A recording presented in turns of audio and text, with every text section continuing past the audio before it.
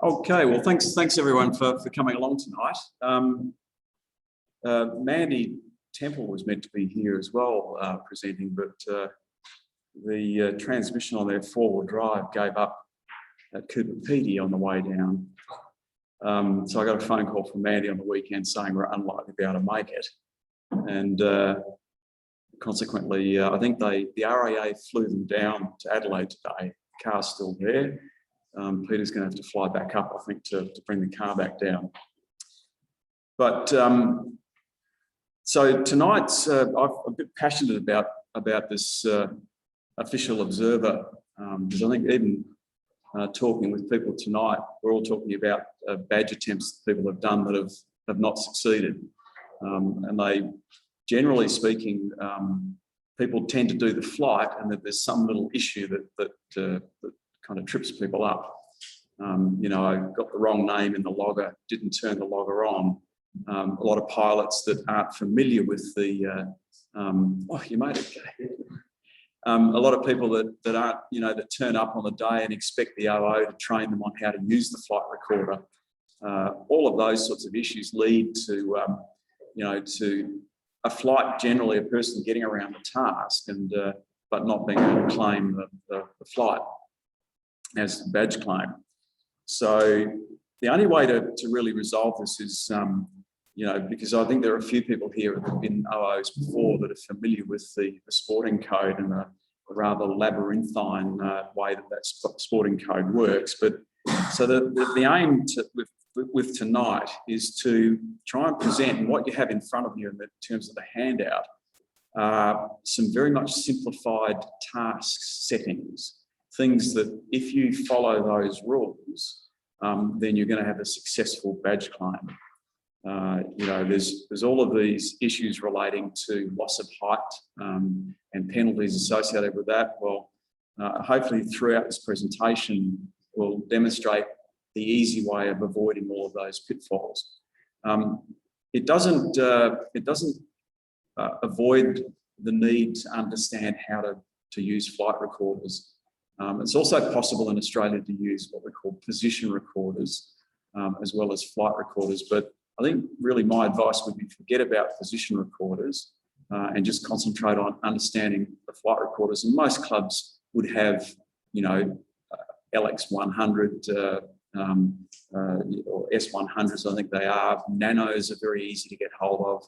Now, these are the things that clubs should have in glider fleets. But it's really important that you just understand how to make use of those flight recorders, and in particular, how you put a declaration into that flight recorder. So basically, we'll talk about the handout that you've got in front of it at the moment. The other thing that I'm again really passionate about is everyone becoming an official observer.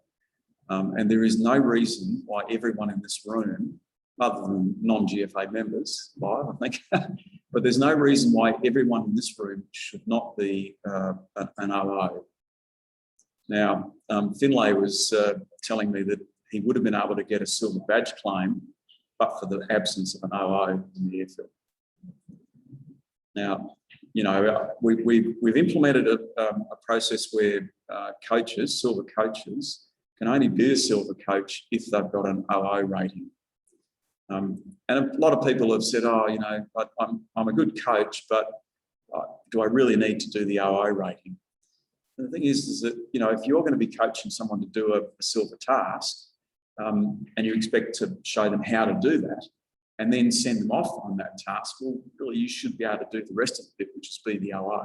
What's that? Official observer. Official observer.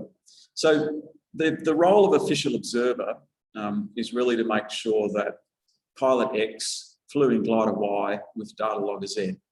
just 3 things that an official observer really needs to do.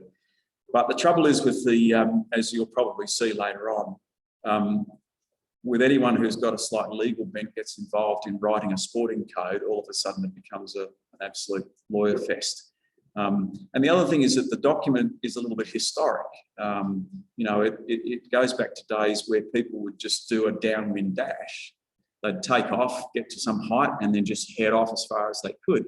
So there's all of these rules relating to, you know, a silver sea distance, which is more than 50 k's away from the airfield. It doesn't have to be 50 k's. It can be any sort of distance between, you know, up to 100 k's away if you want. But it all suddenly introduces all of these loss of height calculations and whether or not flights qualify for it. We just want to I want to get away from all of these height penalty rules. You need to understand them, but I think what I'm trying to do in this presentation, or in fact, Matt Gage from Victoria has done all the work. He's the national coach in putting this presentation together, and I borrowed from a tutorial which is on the GFA website as well. So it's an amalgam of various presentations, but the aim is to present an easy peasy approach to badge claims so that we avoid mucking it up. The other thing is that through the presentation, you'll get an understanding of what's required to become an OO.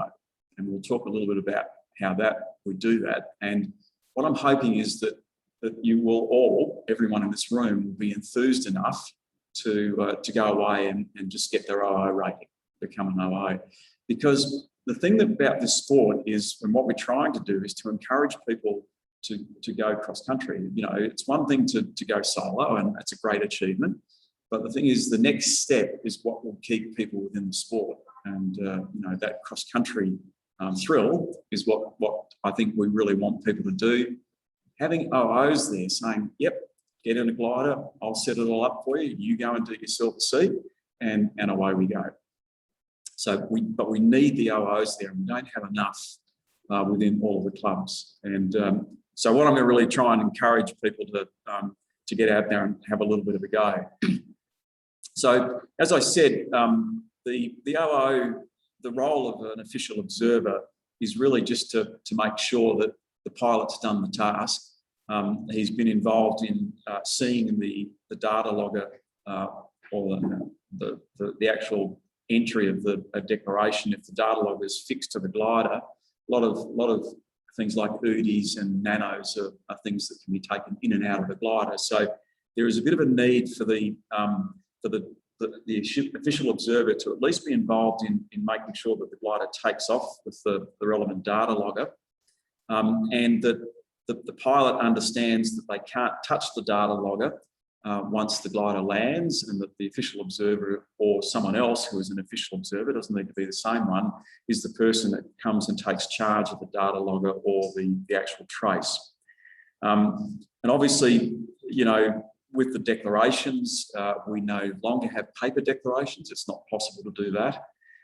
If you don't do the declaration into the data logger, you can do it on the GFA website. I'll have a look at that at the moment, but it's really not recommended. The easiest thing is to learn how to use the data logger and put the declaration into your data logger. If you do that, you don't need to do a declaration on the website, GFA declaration.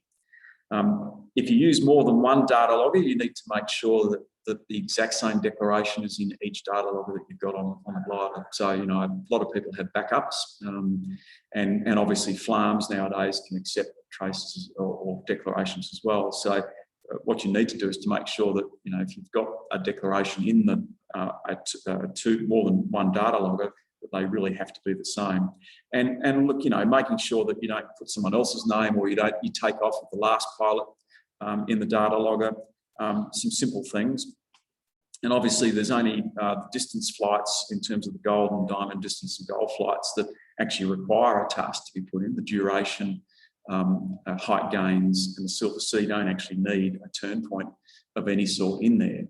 So there's simple things to understand, but these are the things that really trip up people when they, you know, as I said, most people do the flight, but then there's some technical or bureaucratic issue that causes problems later on.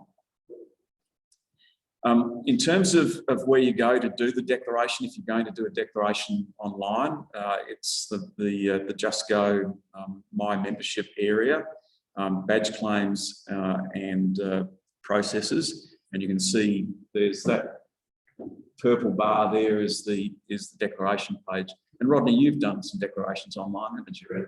It's reasonably straightforward. It is, yes. But the thing is that there's a lot of work because you've got to fill in a lot of fields. You know, you've got to actually fill in the turn points. It's much easier just to do the declaration on the flight recorder. I had a tip that on my You and Mine photo. What I did was get a note-net form, and I copied all the details, your details, details on the flight, my details, so it's just copy and paste into the appropriate fields. When I was making a declaration, because when you do make a declaration, you might have multiple amount of attempts considering the circumstances and meteorological conditions, and based on what you are planning to do on the next day. So I found that to be a very good time saver. It's a matter of 60 seconds. I can completely change declaration. But the thing to remember though is that whatever the last declaration you do, and all these things are timestamped. So whatever is the last declaration, be it online or in your flight recorder, that's the declaration that counts. So if you do change your mind at any point and change things, then it's really the last timestamp declaration, which will be the relevant one. But honestly, if you just do it in the flight recorder, which means knowing how to do a declaration in the flight recorder, that is by far the simplest way, and you don't need to do anything else other than that. You don't do paper declaration is not required, and you don't need to do the declaration online. In fact, I was referring to badge claim. Oh yeah. So you're notified with what you were going to claim. Yeah, and this area that we're in the website now is also where you would do the badge claims. Okay, so now, so the important thing really, as I said, is to make sure that you understand how to use the flight recorder. One of the questions the OO exams are a multi-choice question format. So one of the questions will be something about declarations, and it'll expect you to say that there are no paper declarations allowed anymore. That's one of the questions in the OO exam. So now we'll go on to the handout that you've got in front of you. And so this is really trying to make badge flights easy. Go through the first two, the duration and the height gain. So duration is pretty straightforward. It's just simply 5 hours, and it's 5 hours from release. So that's the actual start of the soaring performance, is the release from the aero tow. And of course, the thing in the past, we're all older members here would recall notching the barograph so that you could actually tell when it was that you release. With flight recorders, provided you've got it set to a reasonable quickness, so you want something like 4 seconds every 4 seconds, it's going to be very easy to tell when you come off aero tow. Even if you're in a thermal, you're still going to lose a bit of height, and we'll see that in a trace in a minute. So it's just a matter of from aero tow release, fly at least 5 hours and 10 minutes. Don't just do 5 hours because you never know. I mean, it would be unexpected that you'd take a 10-minute tow. You're going to have some sort of tow, but I'd say it would be from ground roll to release. It's going to be at least 3 or 4 minutes. So if you have the extra 10 minutes in there, that means that you're not really going to be just that minute short. Tow to a sensible height. There's actually no height requirement for the silver duration, but of course it would be unethical to tow to 12,000 feet, for example, and then just use that as part of the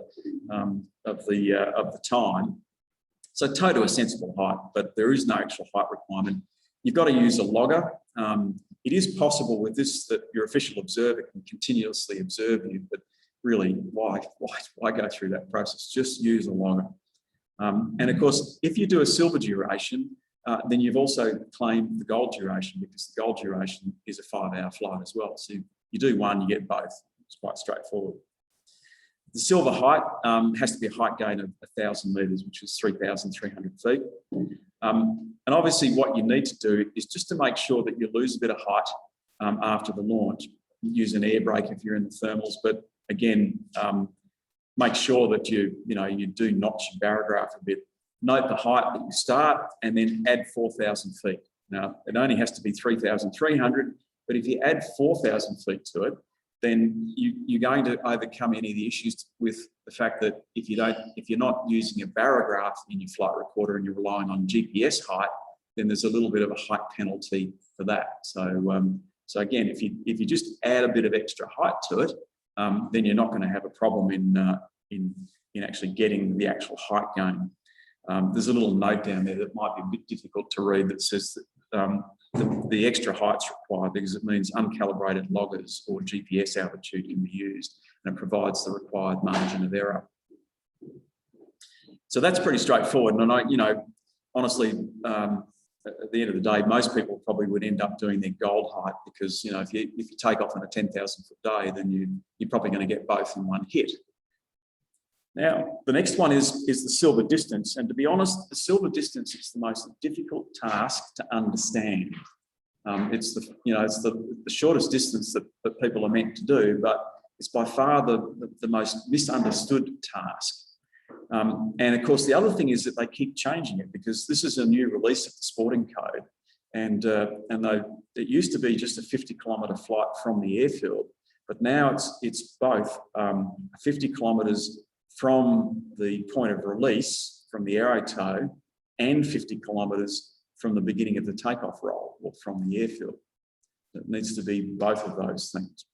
Now, the other thing is that most people, when they do their 50K out and return, would have a turn point that they would use. And that's fine. But the thing is, you don't need a turn point for the silver distance flight. All you need to do is to fly out 50 Ks away from the airfield and at least 50 Ks away from the point of release. So in terms of the recommendations, is to fly at least 55 Ks away. So that if by chance the tow plane is towing you in the direction that you're going to be heading, then you've at least got a little bit of distance up your sleeve. And obviously, declaration of a flight record is required, but as I said, there's no actual turn point required. You only need to be 50 Ks away from the airfield, 50 Ks away from the point of release. And in the old days, because there are all of these penalties, so that they talk about a height difference or loss of height, so that if you aero tow to say 3,000 feet, and then you head off and actually outland at the same altitude as the airfield, then you may not be able to claim the height because if that loss of height is more than 1% of the distance that you're flying, then it's an invalid claim. And that's something that you need to know in the OO requirements. But it's a really a leftover feature from all those years ago when people used to do downwind dashes, and end up outlanding in it. They just would fly as far as they can. And of course, they were concerned to make sure that the loss of height was minimal, so that it wasn't that you took a 12,000 foot and just went, and it'd be easy to get 50 Ks in that case.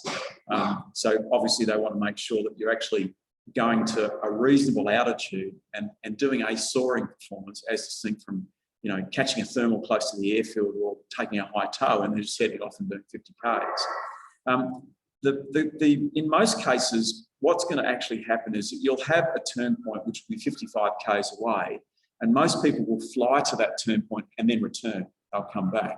But the task is finished once you've been more than 50 Ks away from the airfield. And to avoid all these problems with loss of height differences and the like, just when you get to that point, just be at the same height that you released at or higher. And in most cases, students, when they're doing their 50K, will be like a 6,000 foot day. They'll take a 2,000 foot launch and they'll be over the turn point at 6,000 feet. Not a problem. There's no problem in that at all. But if you take a launch to no more than 2,000 feet and just make sure that you're at least 1,000 feet above your launch height. Again, that will be no problem. You'll get the claim. And so you can see in the image there that we've got this, beginning of takeoff roll to this finish point. And the finish point can be any one of three things. It can be a fix in the air, it can be a designated finish point, or it can be a landing. So, but there's no, I know in some clubs I've heard where they say, oh, your 50K has to be 50 Ks and land. No, we don't want people doing that. It's really 50 Ks away from the airfield, be it about the height that you launched at the airfield, and then come back again. Everything will be fine. Adding the extra distance of 5 Ks will then be just a bit of safety, just in case the aero tow took in the direction of your task. So you're saying that when you reach 50K away from the airfield, must be at or above the point at which you release? That would be preferable, and I think in most cases, practically, that's probably what happens. But if for whatever reason you get low, then just try and not be much lower than 1,000 feet below your release point, and you'll be absolutely certain then of not missing out because of the penalty that becomes applied to it. Now we've got some examples here of tasks that'll be on. So can anyone tell me, do they believe that either of these two things would qualify for a silver C?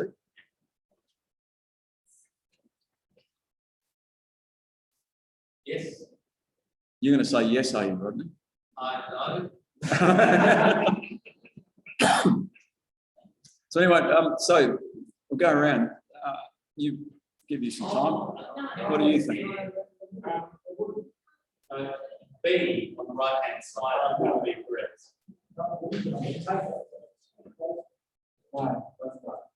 Both no? What do you think, Finlay? Both no? Yep. Both no is the right answer, mainly because in the triangular example, you're not 50 Ks away from the airfield. You've done one leg that's 52 Ks, but you haven't got 50 Ks away from the airfield. And in the second case, the straight line, your takeoff point can't be 50 Ks away from the airfield to that finish point. So again, those are two things that crop up in the OO exam. So you can see where I'm heading here, that I'm telling you how to do these tasks, but along the way, I'm giving you all the pointers on how to do the OO exams. We'll say a bit more about those later on. Okay, let's move on to the gold, and obviously the gold duration. If you've already done your silver duration, then you've got your gold duration. Now it's got silver distance there. It's a bit of a typo. It should be silver duration. I don't know why it is that they don't make it like 6 hours, but anyway, there it is. They're both 5 hours for your silver duration and gold duration. Now here we come to the gold height. Yes. If you're taking off one, how do you delineate between two? In other words, there's one declaration that's a 5 hours. There's no need to. Is there a paper or an online requirement to actually log that as far as a gold seal? No, so there's no requirement to say this is my silver or my gold. All I'm doing is a soaring performance, which is duration, and I can use that then to claim silver duration and gold duration. That's how that works. So gold height, a little bit higher, around 10,000 feet. And pretty much the same in terms of the silver height. Is just a matter of making sure that you use some air brake to notch your barograph or see a release point, note the height, and then add, although the height gate is 3,000 metres or 9,843 feet, add 10,500 feet to whatever height you start at, climb to that height. Again, that extra height just allows for any of these calibration issues or use of, instead of the use of a pressure sensor, a use of GPS height, where there's a penalty if you use a GPS height. So if you add that bit of extra height, it's not going to be marginal. It'll be well over what you need, and therefore can be beyond question. So it's again straightforward.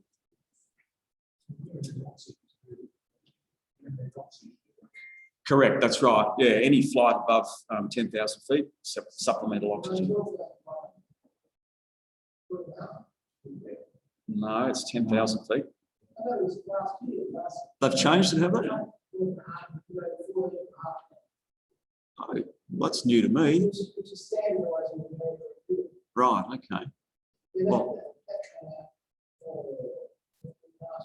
okay. Well, that's escaped my attention, but mind you, the reason it does is because, you know, if you've got oxygen in an aircraft, I'll always switch it on a much lower height, 8,000 feet. Okay, the goal distance, which is a 300-kilometre flight. Now, there's some documents there on the right-hand side which are coming out of the sporting code, and I'll talk a little bit more about that in a moment. But what I've done is put the ellipse around the goal distance, a distance flight of at least 300 kilometres as defined in 1.42D to 1.42H. Then you go to this table, which has got all of those particular flights. And so there's a whole range of flights that you can do to do the 300-kilometre flight. You can do a straight distance of 300 kilometres. You can do an out and return of 300 kilometres. You can do a 3 turn point distance, which would be like a cat's cradle. So take off there, back again, back to some other point, and back to the airfield. That's got 3 turn points in it. You can do 2 turn points, a triangle with 2 turn points.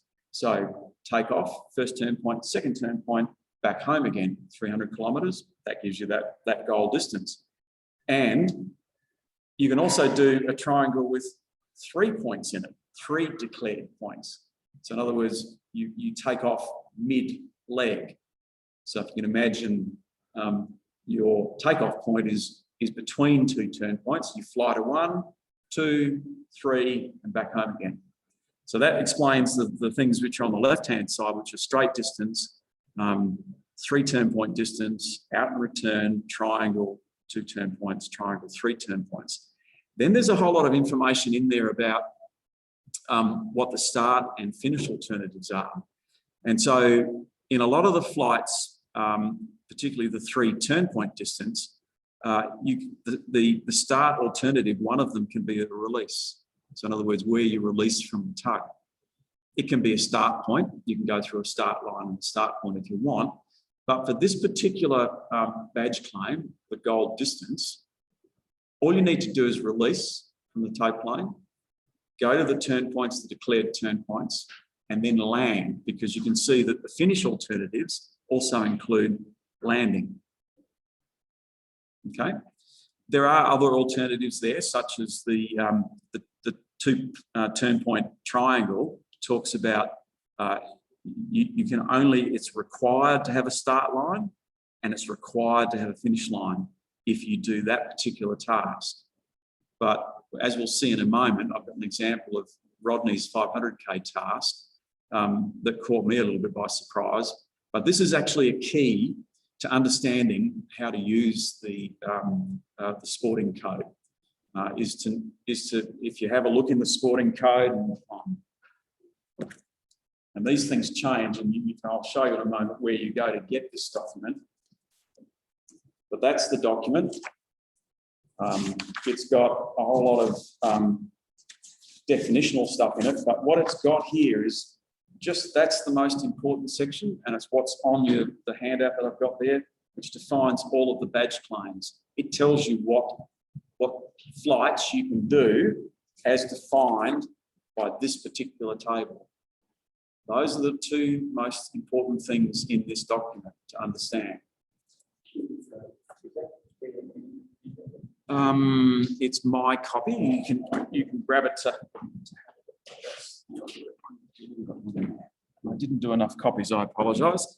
So a 300-kilometre flight, declare it at 310. What this avoids, as we'll see in a moment, of what happens when you have different types of turn points. So, you know, you can use beer cans as well as sectors, and we'll see in that.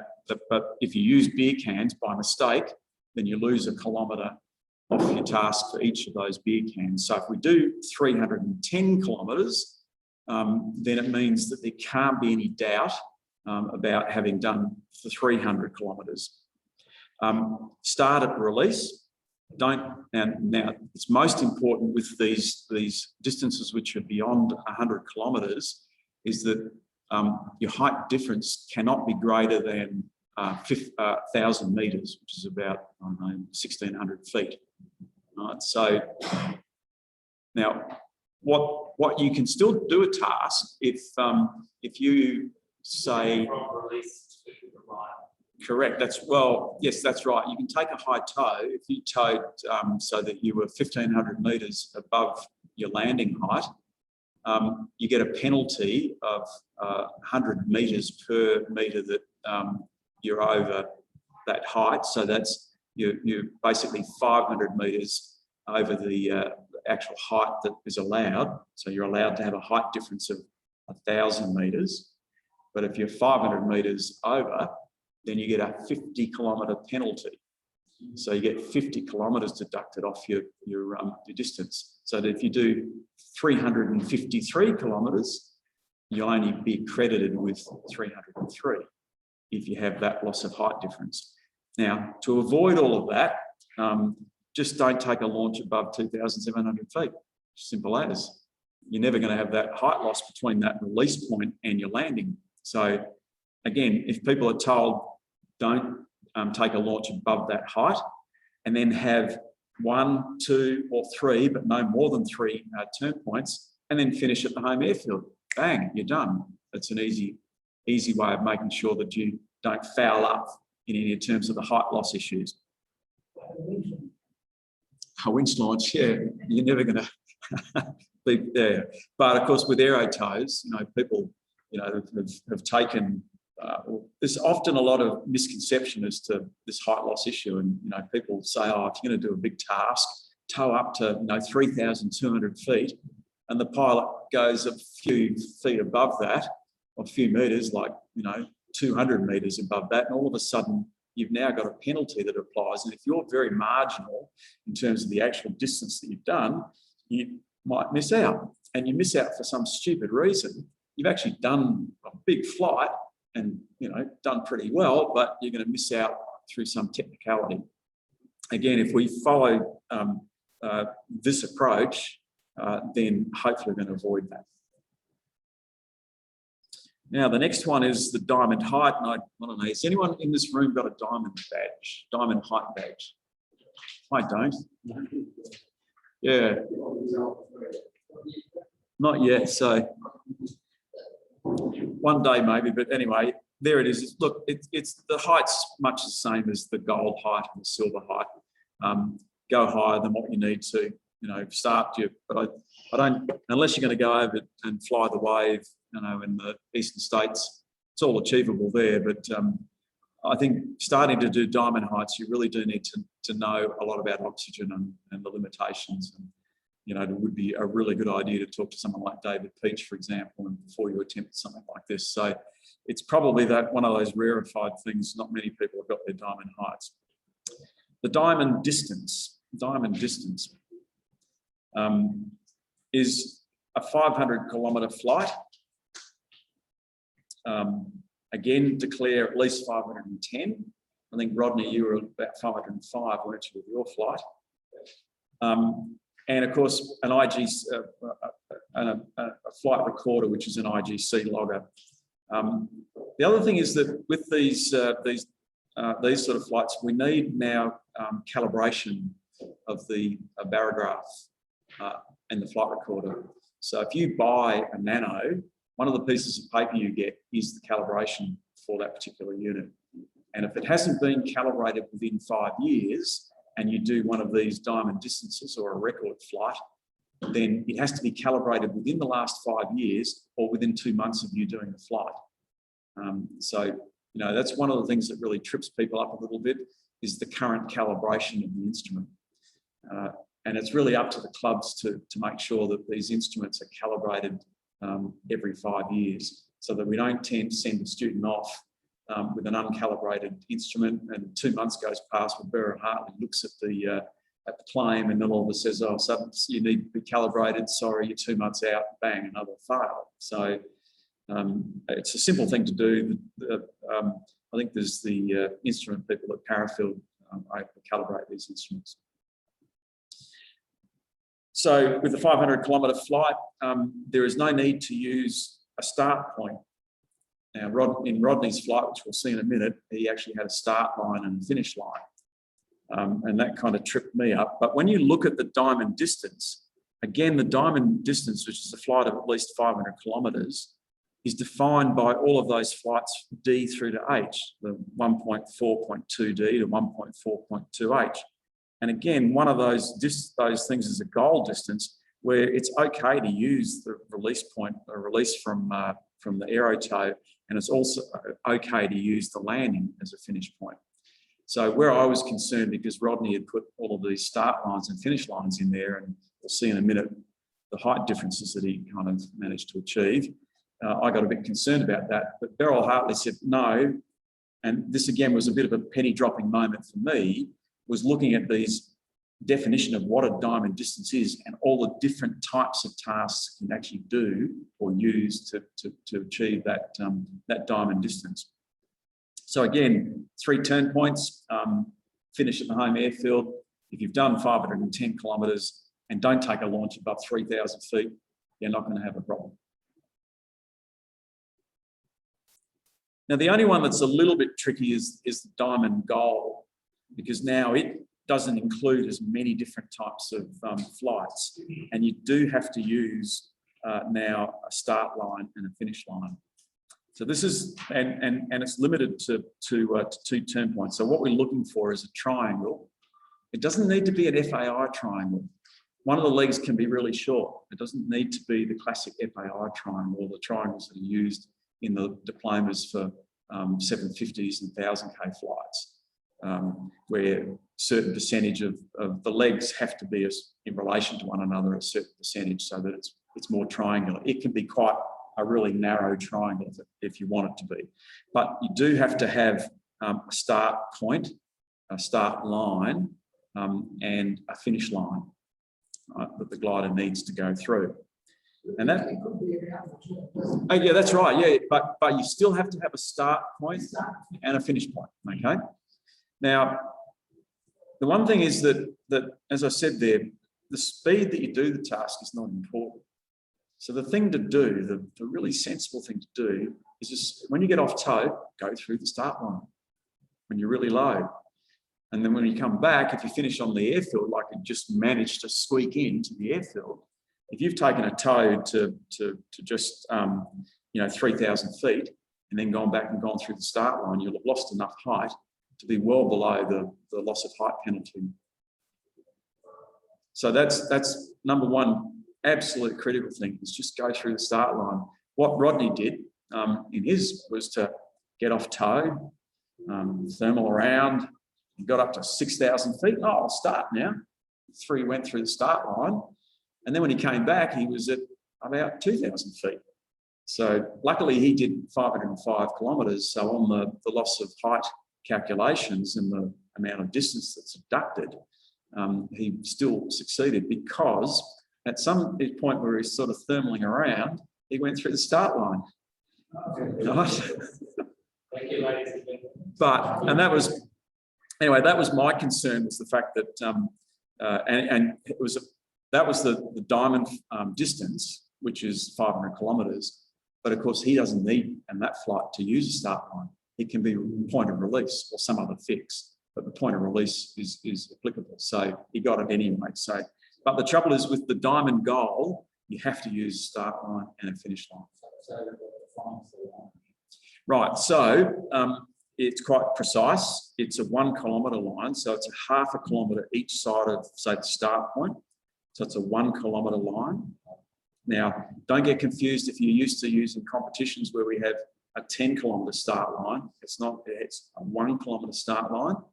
And you can't kind of go through it in the wrong direction and then fly out and away. That's not going through it. You have to actually start on the other side of the task and actually physically go through it. I mean, you can come from the other side, go through it, and then go back through it again, but you have to be on the non-task side in the direction of your task going through the start line.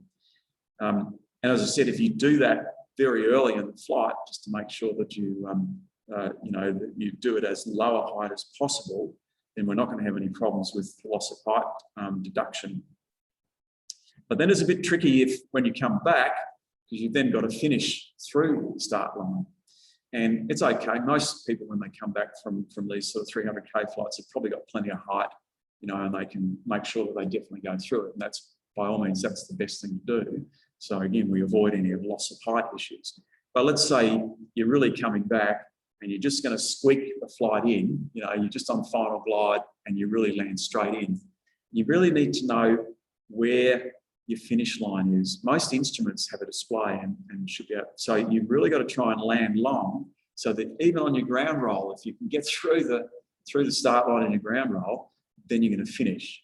But you do need on that last flight to be able, that last leg, that should cross that that finish line, which will be the airfield. Cross the finish line during the ground roll.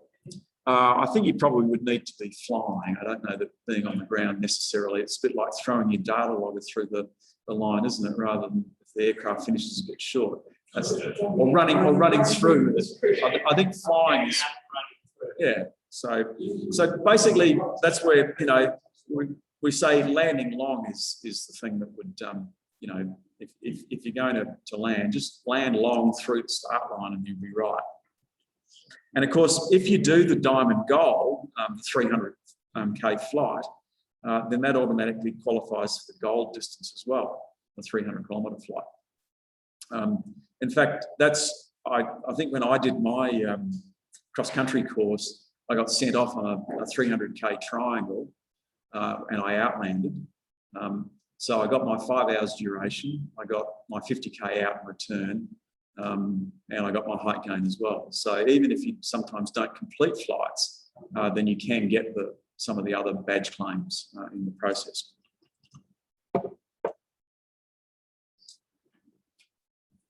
So this is an example of how the start line and finish points work. As I said, they're 1 kilometre, half a kilometre either side of the start point and the finish point, which will be the same point in a closed task. And most data loggers that have got displays, things like Udis, S100s, will show you that line on the screen. You actually see it. Be able to use that in terms of your navigation.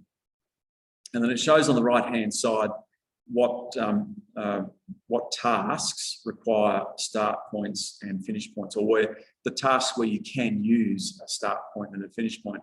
For example, the goal distance is still something that can be done from release, for example, if again you look at that particular table. Now, yes? Even 3,000 feet, 1 kilometre line is rather short. Yes, it is. It's very short. Yeah, it is. It is. If you're coming back and so on, it can be quite short. And that's why I think it's probably good practice to make that point the airfield.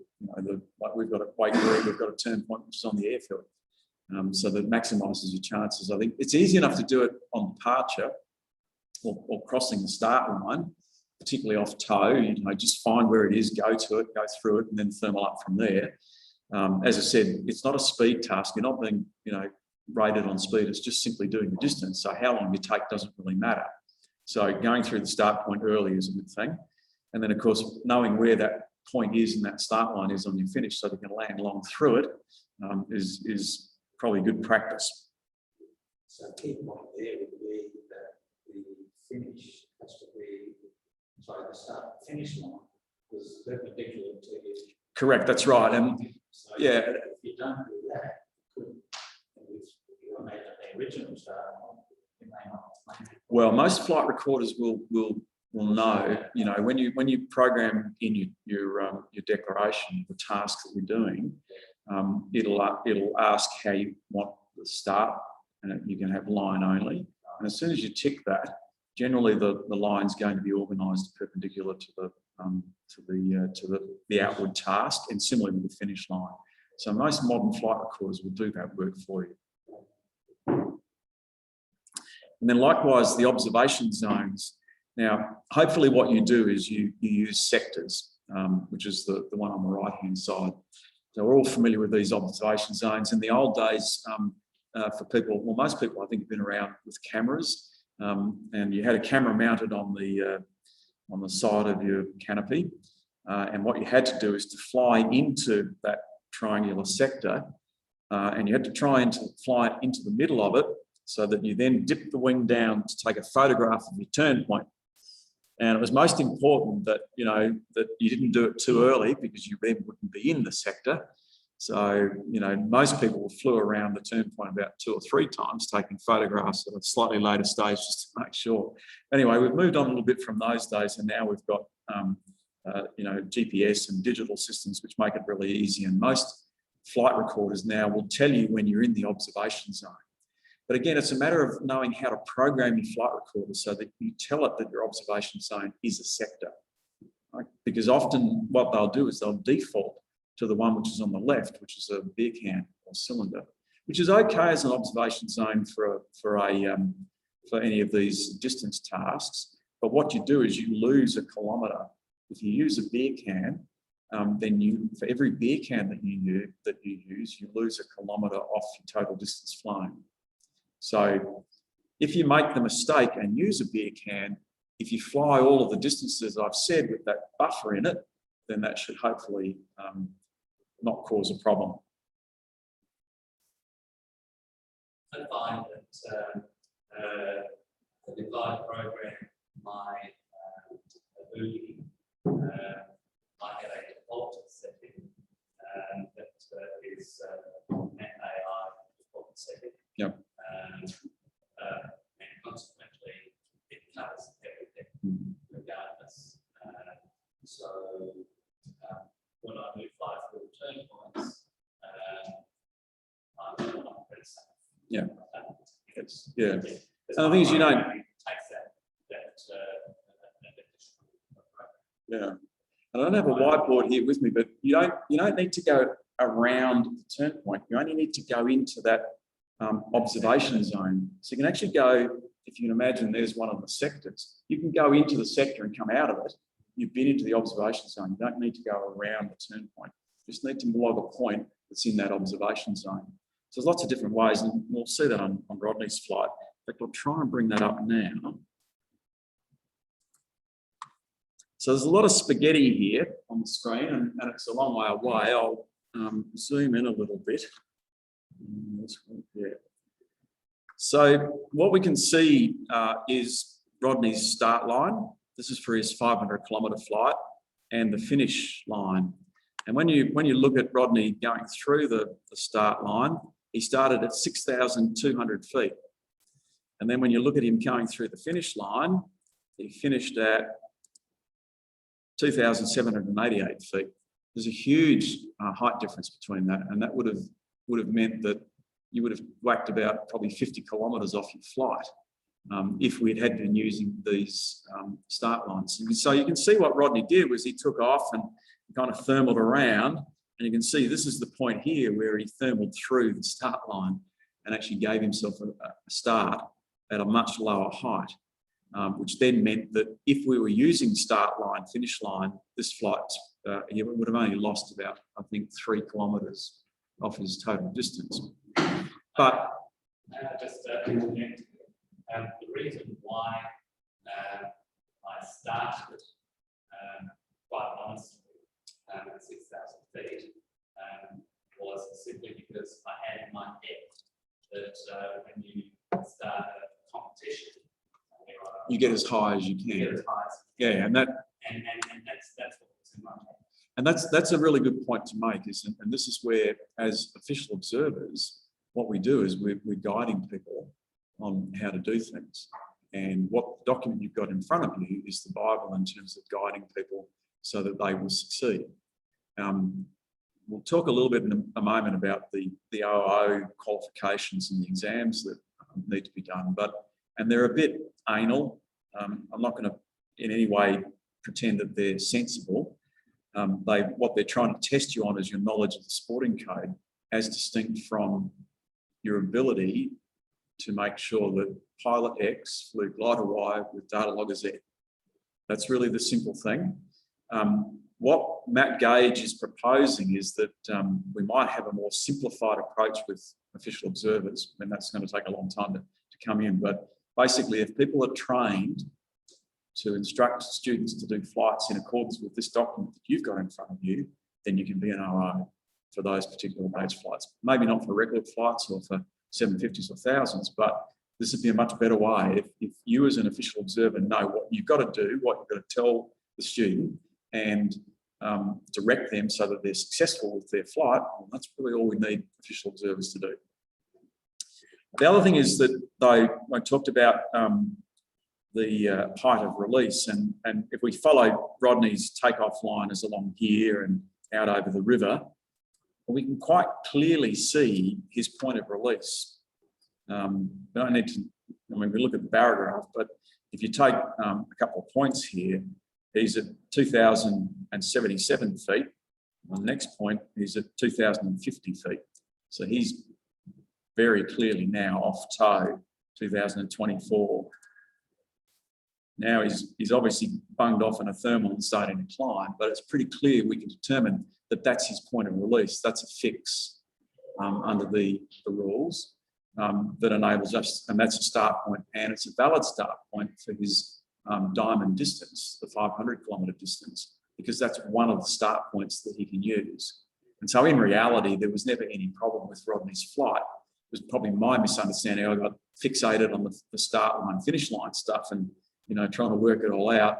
But in reality, there was another goal flight which could be based on a point of release from the aero tape. So he had no difficulty with that. Can you do different tasks with different start lines in the same flight?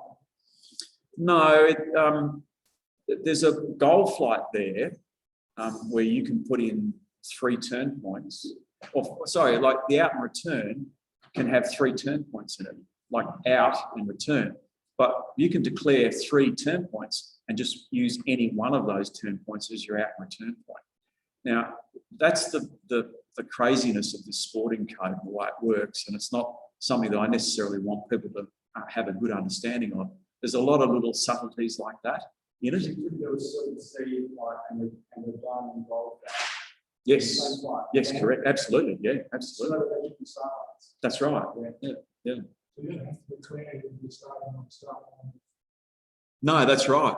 You can decide afterwards, you can set it up like what you have, start finish lines and then choose the one better. Exactly right, because all I want to know as an official observer is that data logger and that trace has been produced as a result of his flight, and that I've seen that data logger or taken charge of it at the point of his landing. So that's all that needs to happen. And then, in fact, if we zoom right out and have a look at some of Rodney's turn points in the sectors,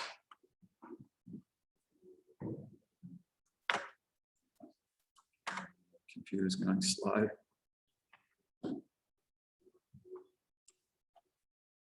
So we can see some examples here of Rodney coming into these sectors, and he's not going around Morgan, for example. He's come in, gone into the sector, and then come out the side of the sector. That's quite valid in terms of that observation zone. Now, back to the...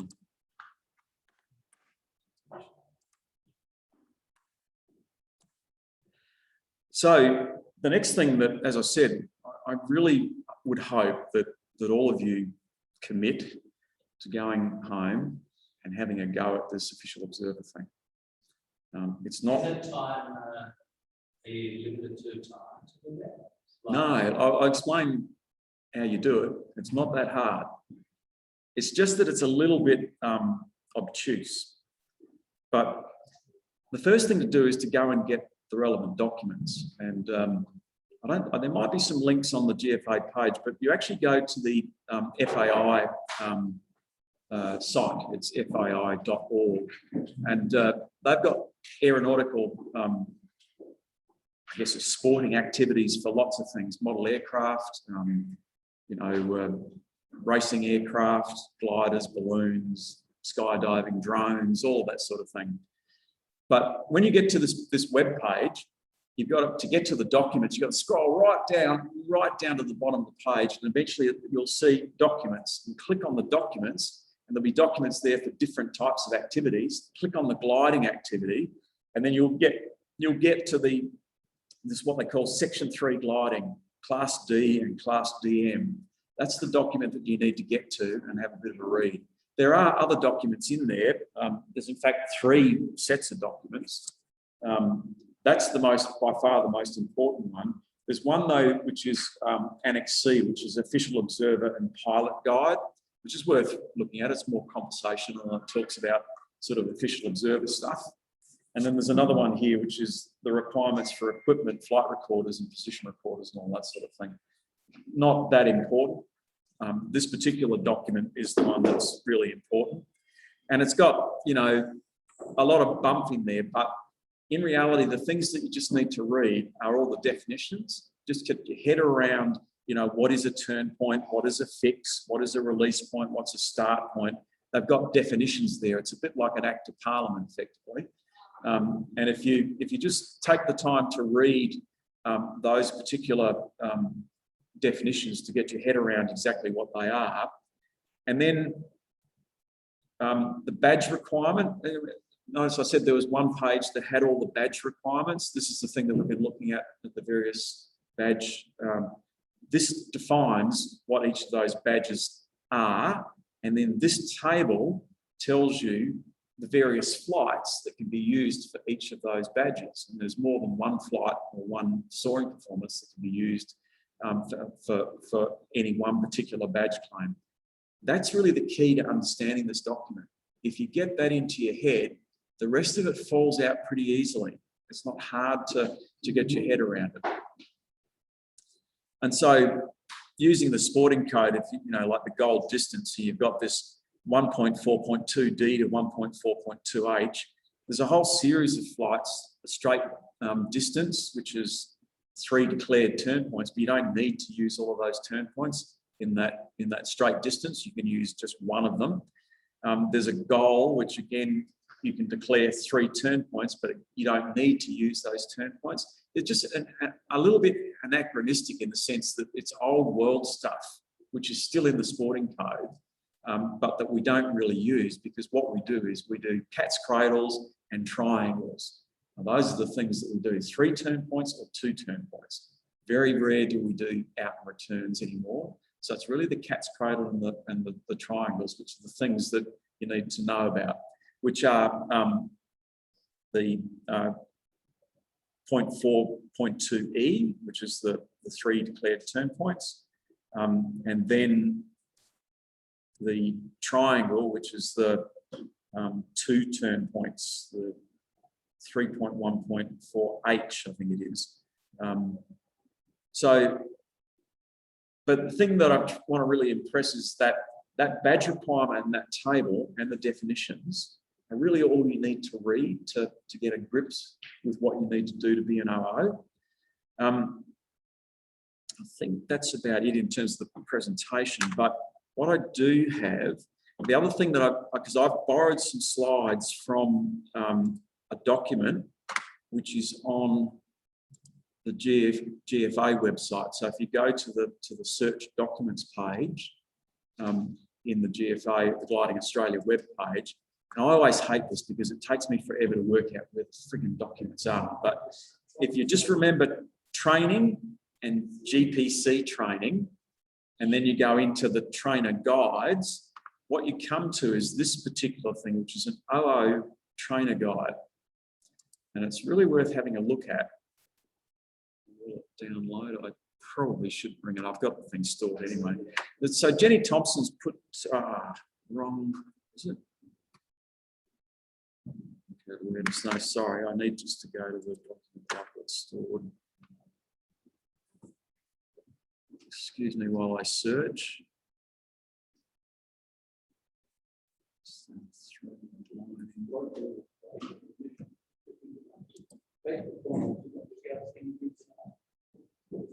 Sorry, and also that table.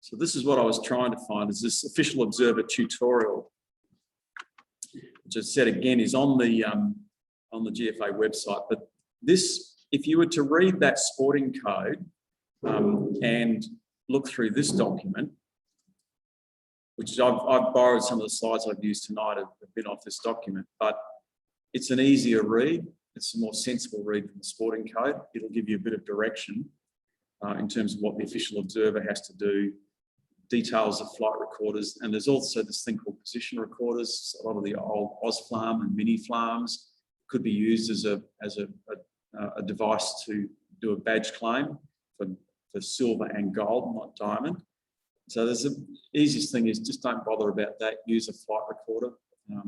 But again, you need to know some of the details. So this document is really worth going through. So what its title is Official Observer Tutorial.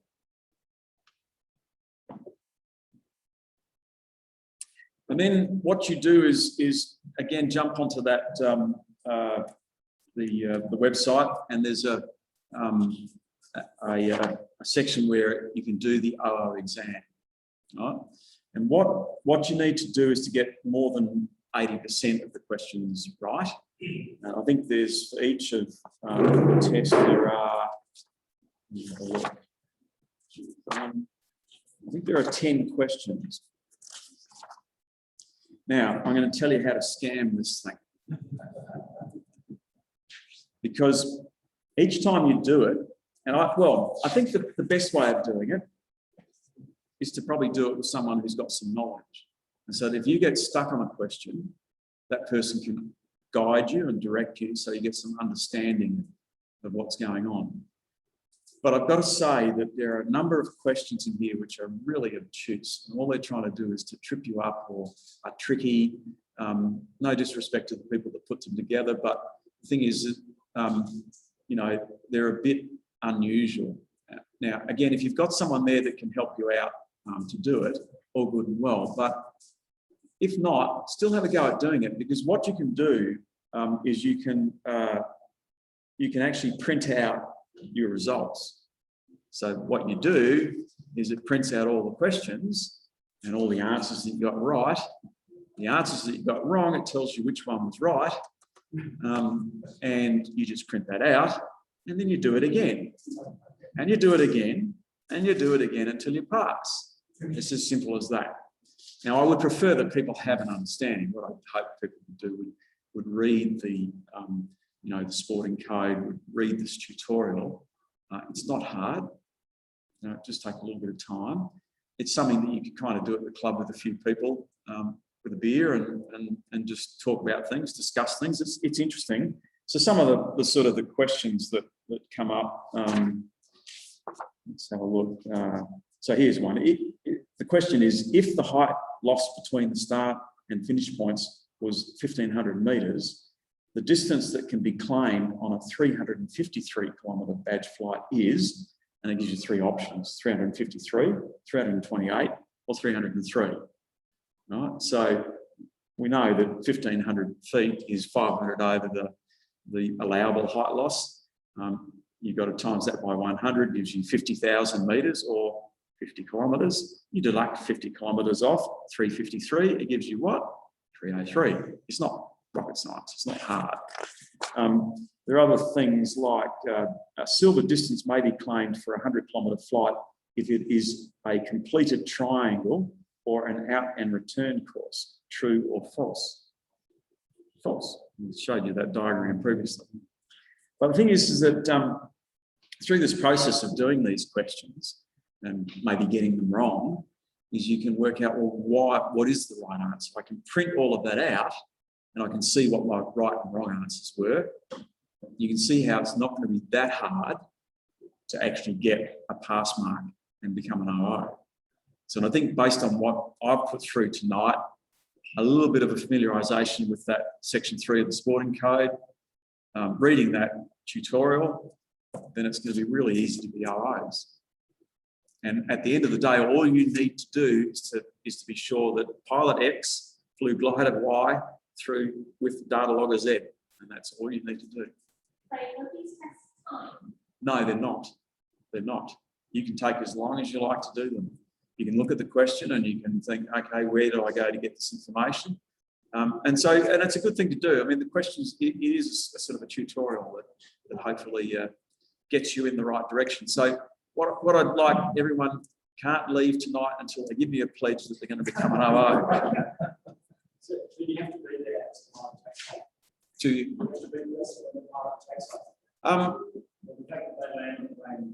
So you need to witness the declaration being done. You need to witness the flight recorder in the glider before takeoff. And in reality, what you need to do is to make sure that to assist the pilot in making sure that he's got the declaration in the flight recorder, and then see it take off. And then not necessarily you, but another OO needs to take charge of the trace and the flight recorder at the point of landing. It doesn't need to be you, it can be another OO. So how do you know Vinall? No, you can. If you're an official observer, then I mean, obviously, you're going to be as ruthless as anyone else. Now, the other thing is that the thing is that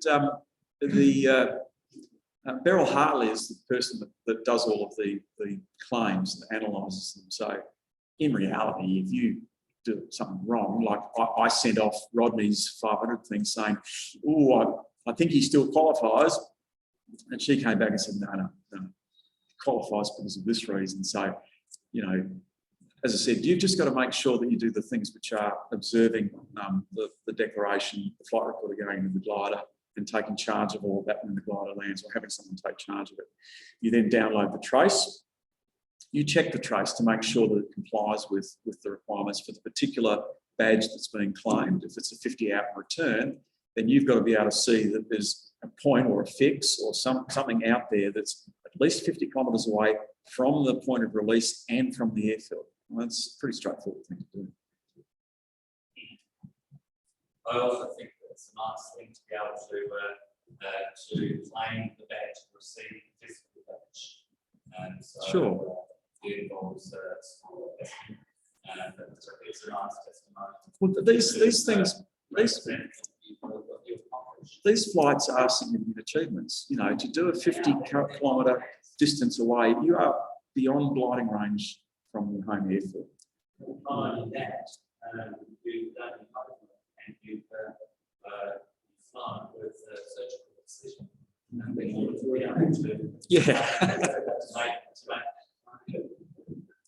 No, excellent. Well, that's really the end of the presentation. Now, hopefully, I've given everyone enough ammunition or enough enthusiasm as well to have a go. Now, the reason, as I said, I go back to the beginning. That really the reason that we want to do this is to ensure that people take that next step and do go that 50 kilometres away from the airfield, so that they introduce themselves to the wonder of cross-country flying. And it's all good and well to be sort of around the airfield in a safe distance, but once you become good at cross-country flying, it becomes a real challenge to actually plan these flights and be able to do them and succeed in them. So we want people to get that enjoyment out of the sport. And it's not going to happen unless we've got official observers on the ground to do it. So it's not only you guys that hopefully will go out and do the other exams and give it a go. You all can do that. But to really encourage other people within your club to do it as well. It's an important requirement. So hopefully that's been of assistance. It's been of assistance. The other thing is I'm now going on 2 months of leave, and Peter Temple, I think loosely I've undertaken with him to do the next winter lecture, but given his problems with transport and getting back here and all that sort of thing, I'll leave it up to him to advertise when the next lecture is going to be. We've loosely talked about looking at thermal centering using varios, but in particular, just a bit of an edge on that, the new varios that are these sort of inertia varios that are being able to distinguish between horizontal gusts from vertical gusts. So there are some, for example, LX have got their Hawk program, which is all designed on the sort of gyros that they have in the instrument, which now supposedly are able to filter out horizontal gusts. We're hoping of perhaps getting Adam Woolley, who's a bit of an aficionado in this area, to do a talk. He's quite keen on that. But again, looking at this issue of thermal centering with these instruments, of course, we all know that the best way of finding a thermal is our backsides when we feel the lift. But some of these instruments now do help us out in terms of, if we're feeling a surge from a horizontal thing, which is not going to take us too high. So that likely will be the next lecture. But Peter will get the reminder out. We'll probably use this venue again, dinner again as usual. So thank you very much, everyone, for your attendance. I do hope you've got something out of it and are enthused to go out and help pilots like Finlay, who could have done his Silver Sea, but didn't because there wasn't an official observer there. Thank